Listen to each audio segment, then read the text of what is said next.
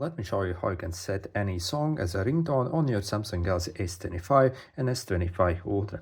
So first you actually need to get that song file on your phone. So either download it somewhere online, or also we can connect it to a computer and basically use a lead essentially to upload that file on the phone. So simply connect.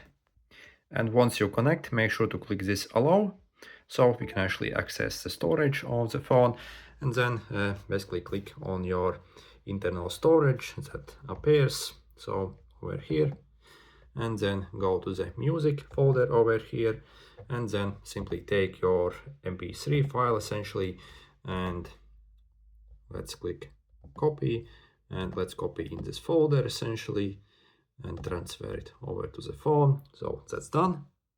Okay, next on the phone, let's go in the settings, then sounds and vibrations, click ringtone over here and click this plus icon over here, and basically it will automatically find all the music files on your phone and they'll be listed over here. So I just transferred this file, so if I want to set that as a ringtone, as you see, I can simply select it and click done, and this is my new ringtone essentially.